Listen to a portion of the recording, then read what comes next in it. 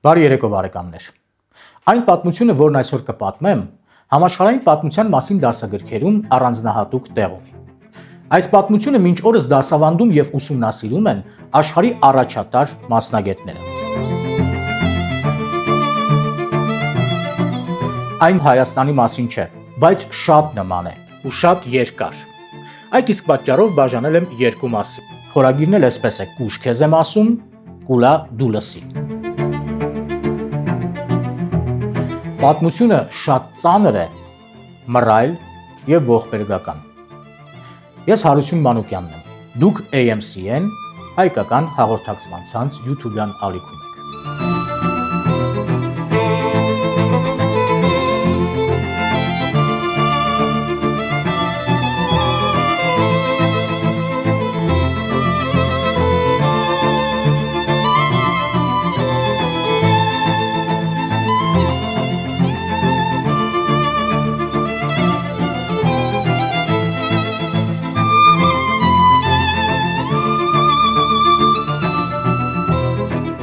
«1941 թվականի դեկտեմբերի 7-ն էր, կիրակի։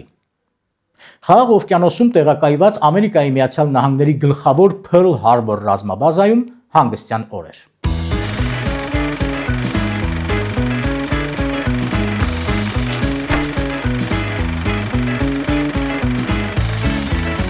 Անձնակազմի զգալի մասը արձակուրդում էր։ Նավաստիների մեծ մասը դեռ քնած էր, մյուսը զբաղված էր ժամանակ սպանելով։ Զինամթերքը ամփույթ լցված էր զինանոցներում։ Ռազմանավերի ջրամեկուսիչ դռները բաց էին, փակ պահելու կարիք չկար, վտանգ չկար, չէր էլ կարող լինել։ Օրը ինչպես միշտ պայծառ էր եւ բոլորը վայելում էին հերթական հանգստյան օրը։ 7:55-ին երկնքում հայտնվում են ինքնաթիռներ։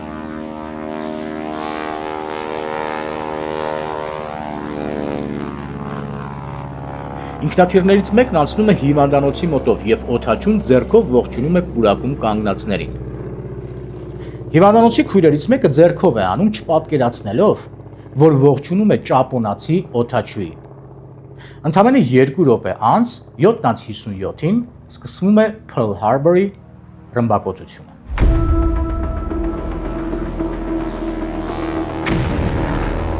Առաջին բաց թողնված արկը ոչնչացնում է արևմտյան Վիրջինիա գծանավը։ Պայթյունների տեղատարափը խուճապի է մատնում ամերիկացիներին։ Ճապոնական կործանիչները գնդակահարում են Փըրլ Հարբոր նավահանգստում տեղակայված Ամերիկայի Միացյալ Նահանգների ռազմածովային նավերը ինչպես մանկական խաղում։ Շուրջ բոլորը այրվում է եւ անդադար պայթում։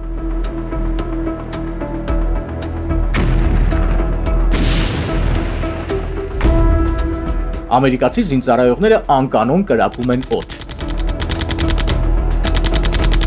Հերթափակ կապավորը զեկուցում է կենտրոն։ Փըրլ Հարբորը ռմբակոծվում է, սա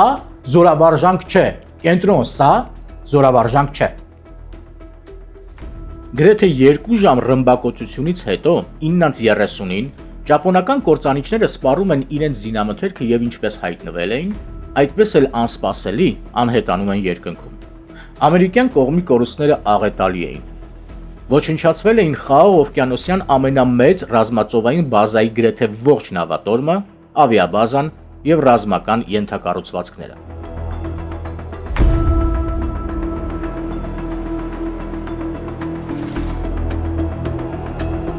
Անձնակազմի կորուստները 2400-ից ավելին էին։ Ոչնչացվել կամ շարքից հանվել էին 328 ինքնաթիռ, 5 գծանավ լինկոր, 3 հածանավ կրեյսեր եւ 3 ականակիր տեսակի նավեր էսմինեց։ Մինչ ճապոնացիների հարձակումը Փըրլ Հարբոր ռազմաբազայի վրա, ամերիկյան հասարակությունը վստահ էր, որ իրենք անխոցելի են։ Հարձակումից հետո ամեն ինչ փոխվեց ու տեղի ունեցավ այն, ինչը թվում էր անհնար։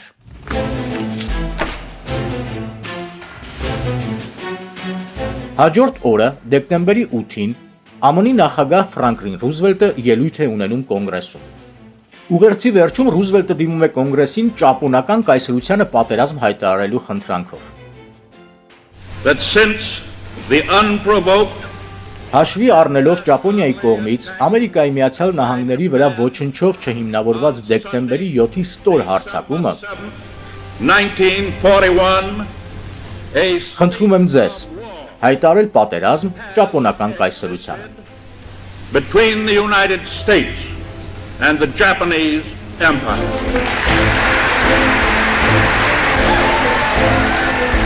Ամերիկայի Միացյալ Նահանգների կոնգրեսը նախագահի խնդրանքը բավարարում է հենց նույն օրը։ Կողմ էր նույնիսկ հասարակության այն հատվածը, որը դեմ էր հանդես գալիս ԱՄՆ-ի մասնակցությանը երկրորդ համաշխարհային պատերազմին։ Կոնգրեսի որոշումից 3 օր անց Գերմանիան եւ Իտալիան հանդես են գալիս հօգուտ Ճապոնիայի եւ պատերազմ են հայտարարում Ամերիկայի Միացյալ Նահանգներին։ Այստեղից սկսում է զարգանալ երկրորդ համաշխարհային պատերազմի ընթացքում մի իրադարձություն, որը հետագայում կփոխի եւ կազդի ամբողջ աշխարհակարգի վրա։ Մաս-մաս այս պատմությունը միգուցե կարդացել կամ լսել եք։ Նույնիսկ մի քանի գեղարվեստական ֆիլմեր կան նկարահանված, բայց այսքան մանրամասն դժվար թե։ Այսօր մանրամասնելու օրն է։ Ամերիկացիները այնքան ատելությամբ են լցված թշնամու հանդեպ, որ աջակցություն են հայտնում Ճապոնիայի հետ պայքարի համար առաջին հայացքից անհեթեթ մի նախաձեռնության։ Որոշում է կայացվում հատուկ նշանակության ճամբարներ արտաքսել ԱՄՆ-ի արևմտյան մասում ապրող էթնիկ ճապոնացիներին, որոնք Ամերիկայի Միացյալ Նահանգների քաղաքացիներ էին։ Արդյունքում արտաքսվում են շուրջ 100,000 ճապոնացիներ։ Որոշումն անձամբ ստորագրում եւ հաստատում է ԱՄՆ նախագահ Ֆրանկլին Ռուզվելտը։ Հետագայում այս որոշումը Ամերիկայի Միացյալ Նահանգները կհամարեն իրենց մեծագույն սխալներից մեկը եւ ներողություն կխնդրեն իրենց ճապոնական համայնքից միայն 80-ականների վերջին։ Կոնգրեսում իր ելույթի ժամանակ Ռուզվելտը մի քանի անգամ նշում է Ճապոնիայի անհիմն, թաքուն եւ ստոր հարձակման մասին։ Այդպիսով նա փորձում է խուսափել այն մեղադրանքից, որն ինքն ու Ամերիկայի Միացյալ Նահանգների կառավարությունը բաց թողում են արել եւ կորցրել են Խաղաղ օվկիանոսում Ամերիկայի Միացյալ Նահանգների ամենագլխավոր ռազմաբազան։ ԱՄՆ ղեկավարությունը թերագնահատել էր ճապոնական կայսրությանը։ Նրանք ասում էին, որ այդ ասիական կղզում ապրող մարդիկ շատ լավ ձկնորսներ են, ոչ ավելին, սակայն իրականությունը այլ էր եւ կտրուկ տարբերվող։ Ճապոնական կայսրության զարթոնքը վերագրվում է կայսր Մուցուհիտոին։ 1867 թվականին Մուցուհիտոն ուժով տիրանում է կայսրական աթոռին եւ դուրս է բերում երկիրը 200 տարուց ավել տևած մեկուսացումից։ Ընդամենը 2 սերունդ հետո Ճապոնիան զգալի զարգանում է։ Ճապոնիայում փոխվում է պետական կառավարման համակարգը, կայսրական միապետությանը փոխարինում է արևմտյան դեմոկրատիան։ Բայց սա ընդամենը արտաքին աչքի համար էր։ Իրականում համակարգը մնում էր նույնը, որը քողարկված էր դեմոկրատական արժեքներով։ Փաստացի Ճապոնիան ղեկավարում էր ոչ թե ազգային ժողովը, այլ Ճապոնիայի մեծարգո ընտանիքները, որոնք սերում էին հին սամուրայական տոհմերից։ Այն ժամանակ Ճապոնիան բաժանված էր բազում մասերի։ Այդ մասերը մեկը մյուսի հետ կապ չունեցող իշխանների տիրապետության տակ էին, որոնք էլ իրենց հերթին անդադար մրցակցության մեջ էին։ Նոր ղեկավարները որոշում են միավորել անիմաստ բաժանված Ճապոնիան եւ հիմնել մեկ ազգ, մեկ պետություն։ Միկադո Մուցուհիտոյի գլխավորած իշխանությունը առաջ է բերում հին սամուրայների ավանդույթները, նոր ինքնություն հիմնված հին արժեքների վրա։ Ազգային ինքնության հիմնական գաղափարախոսական աղբյուրը դառնում է ժամանակին ուշադրության չարժանացած, մոռացված մի մարդու սուբյեկտիվ աշխատություն, գիրք, հակագուռ է։ Հեղինակ Ցունետոմո Յամամոտո։ Սամուրայի ուղին մահն է։ Մենք բոլորս ձգտում ենք ապրել եւ զարմանալի չէ, որ յուրաքանչյուր մարդ փորձում է արդարացում գտնել չմահանալու համար։ Բայց այն մարդը, ով չի հասել իր նպատակին եւ շարունակում է ապրել, նա փոքրահոգի է, նա արժանապատվություն չունի։ Ցունետոմո Յամամոտո, հակագուռը 1700 թվական։ Յամամոտոյի խոհերն ու մտքերը մահվան ու կյանքի միջև կոնֆլիկտի մասին են։ Հեղինակը կարծում է, որ լուծումն ունի ընդամենը մեկ տարբերակ, դա մահը ընդունելն է, որը հանգեցնում է մարդու անցմանը մեկ ուրիշ ավելի բարձր կյանքի շրջափուլ։ Նույն գրքում Յամամոտոն գրում է. Լավ ծառան այն ծառան է, ով անվերապահորեն ենթարկվում է իր տիրոջը։ Կարելի ասել, որ նա կատարյալ ծառա է։ Մանրամասն ուսումնասիրել եմ հակագուրե գիրքը։ Մտածում էի միգուցե սխալվել եմ, միգուցե չեմ հասկանում ինչ է գրում հեղինակը։ Տերն ու ծառա օրինակը Յամամոտոն չի մեկնաբանում որպես բարձրագույն հոգևոր արժեք։ Հեղինակը ուղիղ կապում է սա ճապոնական կայսրերի եւ իշխանների հետ։ Տերերը նրանք են, մնացածը ծառա։ Միևնույն ժամանակ գրում է տողեր, օրինակ սամուրայի ուղու մասին, որոնք կարծես թե փիլիսոփայական են, փոխաբերական իմաստ ունեն ու բարձր հոգևոր արժեք, բայց ոչ։ Ամբողջ գիրքը մի բանի մասին է՝ մահ ու հնազանդություն, հանուն ինչի հանուն փրկության։ Սա հեղինակի կարծիքն է, որն արտահայտելու իրավունք նա իհարկե ունի, բայց հասկանում եք ինչ է կատարվում իրականում։ Ճապոնիայի նոր կայսր Միկադո Մուցուհիտոն ճապոնացիների գլուխները լցնում է գաղափարներով, որոնք հիմնված են հանուն տիրոջ, այսինքն իրեն, կայսրին անվերապահորեն ենթարկվելու ու մահանալու վրա։ Ինչու եմ այսքան մանրամասն պատմում, կհարցնեք դուք։ Փորձեք բարեկամներ հասկանալ միտքս ու տողատակերը։ Մահ կամ ազատություն, պայքար միջև մահ, մեռնել որևէ բանի համար, անձնազոհություն եւ այլն եւ այլն եւ այլն։ Ծանոթ ոչինչ չկա, զուգահեռներ չեք տեսնում։ Կուշ քեզ եմ ասում, կուլա դուլսի, հիշում եք, չէ՞ այս խորագիրը բարեկամներ։ Եթե փոխարինենք տեքստում կայսրության պետության անունը Ճապոնիան Հայաստանով, կստանանք Հայաստանի վերջին 34 տարվա պատմությունը բառ առ բառ։ Տեսեք, գալիս են իշխանության մարդիկ, բերում են նոր գաղափարախոսություն եւ արժեքներ։ Քարոզում են դրանք, արհեստական կարևորում են, բայց իրականում ամեն ինչ մնում է նույնը։ Նույնիսկ իրենք այդ գաղափարախոսության ճակերտավոր ջատագովները շարունակում են ապրել հին ադատներով եւ օրենքներով։ Հռչակում են դեմոկրատիա, ժողովրդավարություն, որն ինքնին նշանակում է ապակենտրոնացում, ու սրա հետ մեկտեղ քարոզում են տեր ու ծառա, մահ հանուն որևէ բանի գաղափարախոսությունը։ Մեկը մյուսի հետ կապ չունեցող ու իրար հակասող մտքեր, գաղափարներ, արժեքներ։ Խոսում են մի բանի մասին, ինչից նույնիսկ իրենք գլուխ չեն հանում։ Նրանց իմացածը կայսրն է, թագավորը, միապետությունը, բռնապետությունը։ Իրենք դա գիտեն, դա են տեսել։ Հետո անցնում են կլանայի ղեկավարման, որտեղ իշխանությունը ստվերային է։ Ու ղեկավարները իրար հետ բարեկամական կապ ունեն։ Միանգամից ասեմ բարեկամներ, ոչ ազգային արժեքներն են վատ բան, շատ կարևոր է, ոչ էլ դեմոկրատիան, բայց հռչակել մի բան ու անել հակառակը, այսինքն զբաղվել ինքնախաբեությամբ կամ միտումնավոր խաբել սեփական ժողովրդին, աղետաբեր է։ Այն որ ասում են կեղծ արժեքներ, բարեկամներ, այս սրա մասին է։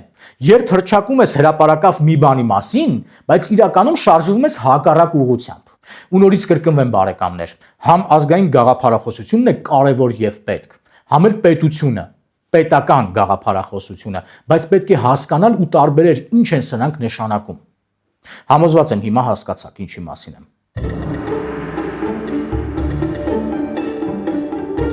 Էնպես չի, որ կայսր Մուցուհիտոյից առաջ ճապոնացիները չեն ապրել սամուրայների ադատներով,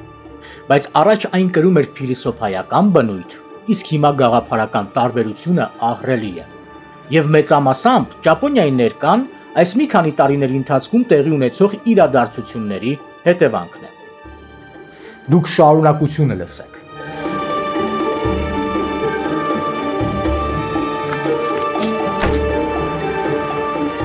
Ճապոնիան գնալով զարգանում եւ հզորանում էր։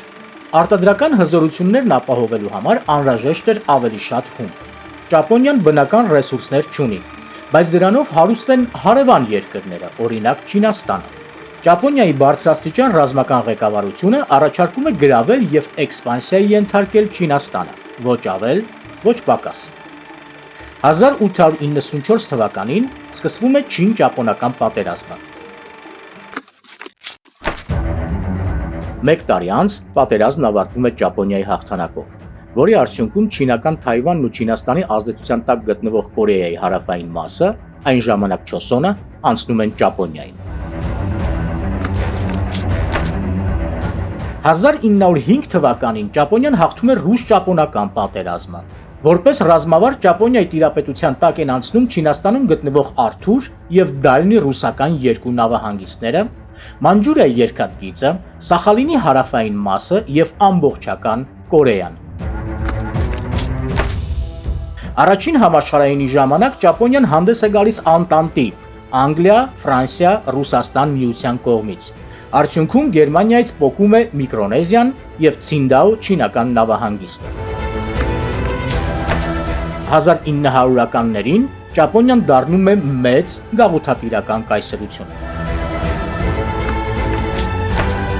Ժողովուրդը ցնծության մեջ է։ Էլիտան եւ հասարակությունը համոզված էին, որ ճապոնական բանակը անպարտելի է։ Բայց արդյոք դա այդպես էր։ Սկզբում հաղթում են Չինաստանին, բզկտված, թալանված, բարոյալքված Չինաստանին։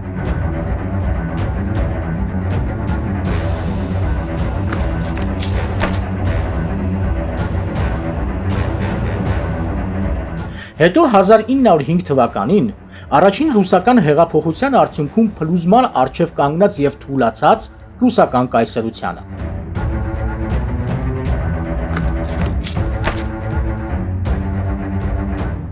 Ու առաջին համաշխարհայինի վերջում Ճապոնիան հաղթում է գրեթե արդեն ջախջախված Գերմանիային։ Բայց միթե սա կարելի է համարել հաղթանակ կամ հաղթանակ իրական պայքարից հետո, իհարկե ոչ բարեկամներ։ Բայց շատ լավ հասկանալով իրավիճակը, Ճապոնիայի ղեկավարները ժողովրդին ներկայացնում են այս հաղթանակները որպես բացառիկ եւ աննախադեպ հաջողություններ։ Սկսում են մտածել եւ քարոզել բոլորին, որ իրենք ամենան են, որ մարտունակ բանակ ունեն, զարգացած տնտեսություն եւ հասուն հասարակություն։ Բայց իրականում դա այդպես չէր, կամ այդքան էլ իրականությանը չէր համապատասխանում։ Առաջին համաշխարհային պատերազմից հետո Ճապոնիայում մեծանում է զինվորականների ազդեցությունը քաղաքականության վրա։ Բարձրաստիճան սպաներն ու գեներալները իրենց հեղինակությամբ ճնշում են երկրի քաղաքական իշխանությանը։ Ժողովրդի մոտ կարծրատիպ էր ամրապնդվել, որ երկրի հաջողության ետևում կանգնած է ճապոնական բանակը եւ դրա գլխավոր դերակատարները բարձրաստիճան զինվորականներն են։ Կայսրության զարգացումը կապվում էր միայն ճապոնական բանակի հետ։ 1919-ից սկսած մինչև 1927 թվականները Ճապոնիայում փոխվում են բազմաթիվ վարչապետներ։ Այդ տարիներին Ճապոնիան քաղաքական ճգնաժամ է ապրում։ Քաղաքական ղեկավարներին փոխարինում են զինվորականները եւ հակառակը։ Արդյունքում 1927 թվականին Ճապոնիան գլխավորում է գեներալ Գիիչի Տանական։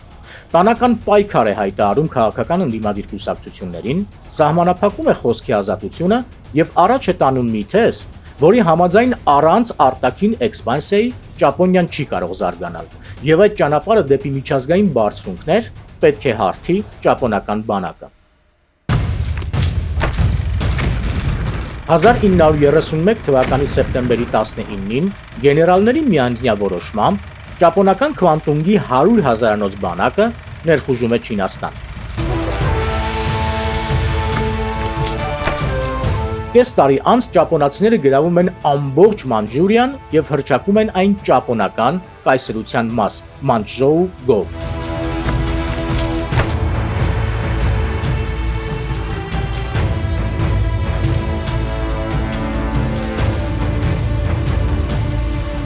Ժողովուրդը ցնծում եւ ողջունում է այս քայլը, եւ ավելի է ամրանում այն կարծրատիպը, որ քաղաքականությունը թույլերի համար է, իսկ հաջողությունը միայն բանակի ձեռքերում է։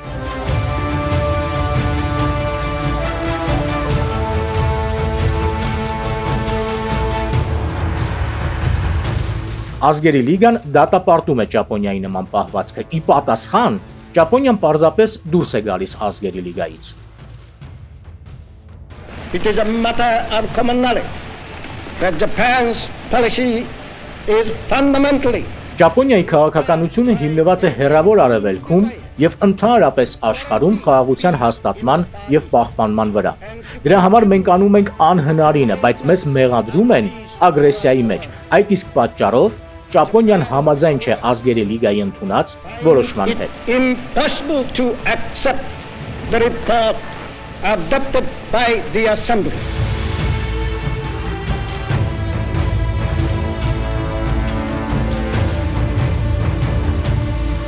1930-ականների սկզբին Ճապոնիան վերջնականապես վերածվում է բռնապետության։ Երիտասարդ կայսր Հիրոհիտոն գեներալների ձեռքում դառնում է խաղալիք։ Ազգային ժողովը զրկվում է բոլոր լիազորություններից, կառավարության կաբինետը վերածվում է զինվորական շտաբի։ 1936 թվականին Ճապոնիան Գերմանիայի և Իտալիայի հետ կնքում է հակակոմինտերական պակտը։ Ճապոնացի դիվանագետները համոզված էին, եթե Արևմուտքի կամ Խորհրդային Միության հետ պատերազմ սկսվի, հիմնական հարվածն իրենց վրա կվերցնեն Գերմանիան և Իտալիան, իսկ իրենք հնարավորություն կունենան շարունակել զավթողական քաղաքականությունը։ 1937-ին Ճապոնիան նորից ռազմական գործողություններ է սկսում Չինաստանում։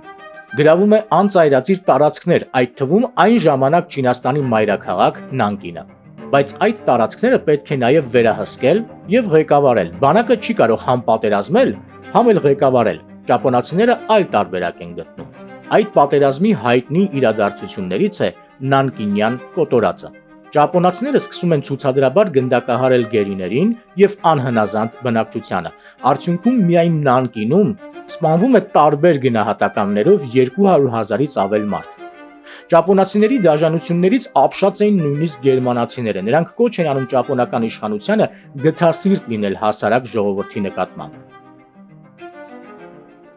Այս ընթացքում Եվրոպան և Ամերիկան լռում էին, ժամանակ առ ժամանակ հանդես գալով ընդամենը դատապարտող կոչերով։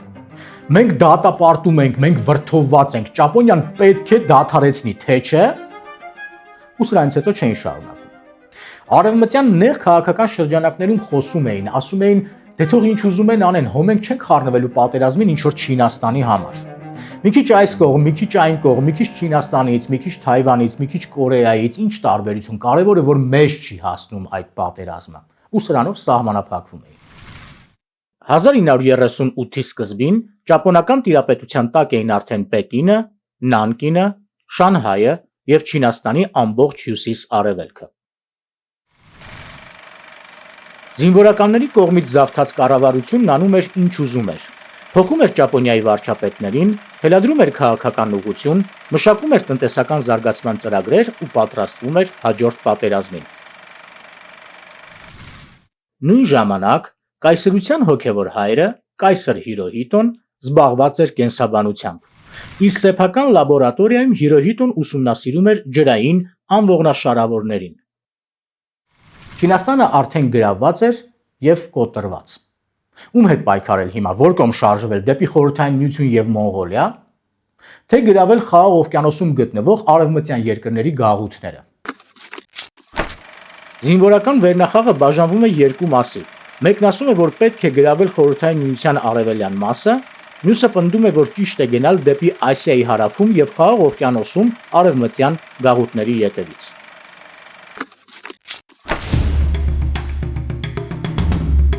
1938 թվականի օգոստոսին Ճապոնիայի կայսրական զորքերը Հասան լճի մոտ բախվում են Խորհրդային Միության զորքերի հետ։ Մեկ տարի հետո Խալխին-Գյոլ գետի մոտ տեղի է ունենում վճռորոշ ճակատամարտը, որն ավարտվում է Խորհրդային Միության բանակի հաղթանակով։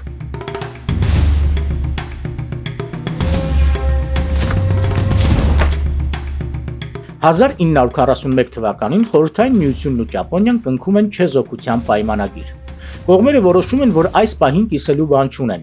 Պատերազմելն անիմաստ է և պետք է զարգացնել փոխադարձ հարաբերություններն ու կապերը։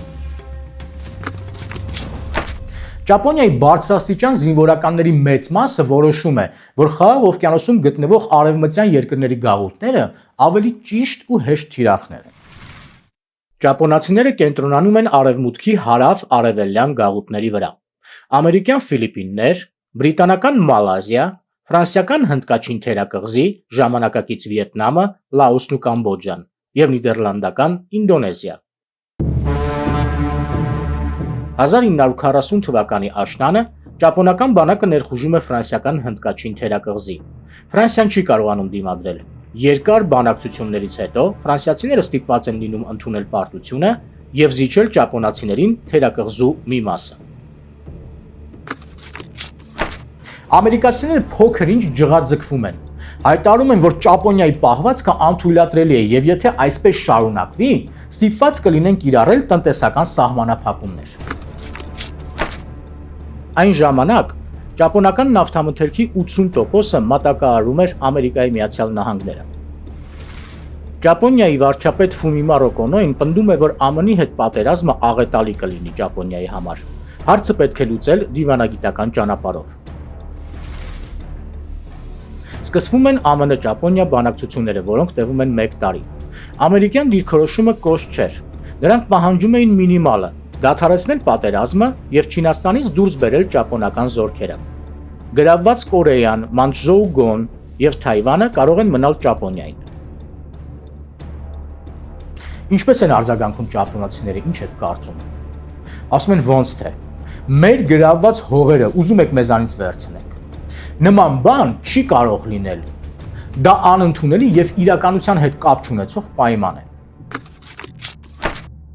1941 թվականի հուլիսին ճապոնական բանակը գրավում է ամբողջ Հնդկաչին թերակղզին։ Ամերիկացիները ստիպված սառեցնում են բոլոր ճապոնական բանկերի ակտիվները եւ հայտարարում են տնտեսական էմբարգո, որը տարածվում է նաեւ Ճապոնիա մատակարարվող նավթամթերքի վրա։ Ամերիկայի Միացյալ Նահանգներ Ճապոնիա բախումը դառնում է անխուսափելի։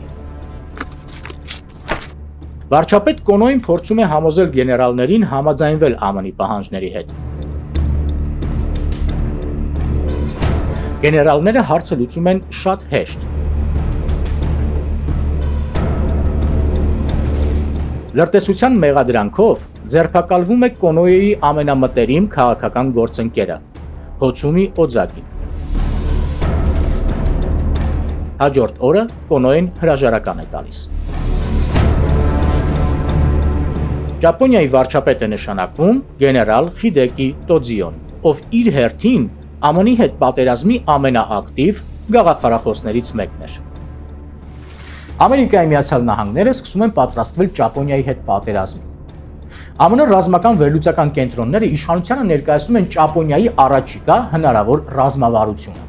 Ըստ վերլուծության, Ճապոնիան սկզբում փորձելու է գրավել Ֆիլիպինները, Մալազիան, Մալայան այն ժամանակ եւ Ինդոնեզիան։ Ճապոնիան իր ռազմավարությունը վստահում է ծովակալ Իսորոկու Յամամոտոին։ Նրան համարում էին զինվորական գործի հանճար։ Յամամոտոն մշակում է ռազմավարություն, որն իր կարծիքով հաջողության հասնելու միակ հնարավոր տարբերակն էր։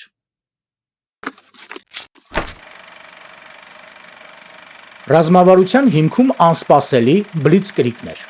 Առաջին հերթին շարքից պետք է հանել Խաղաղ օվկիանոսում տեղակայված ԱՄՆ ռազմաբազան, հետո արդեն գրավել Ֆիլիպինները, Մալազիան եւ Ինդոնեզիան։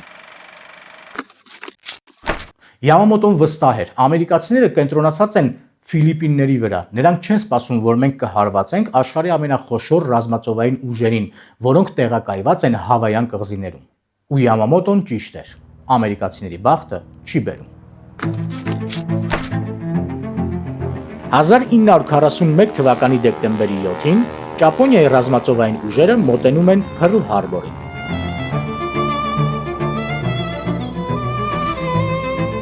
Երբ Ամերիկայի Միացյալ Նահանգների ռազմածովային ուժերի ղեկավար Ֆրանկլին Նոքսին զեկուցում են Փըրլ Հարբորի հարձակման մասին, նա մողավում է սուտ է նման բան լինել չի կարող։ Ախր նրանք պետք է հարձակվեին Ֆիլիպինների վրա։ 1941, a state of war. Հաջորդ օրը, դեկտեմբերի 8-ին, ԱՄՆ-ի նախագահ Ֆրանկլին Ռուզվելտը դիմում է կոնգրեսին Ճապոնիային պատերազմ հայտարարելու խնդրանքով։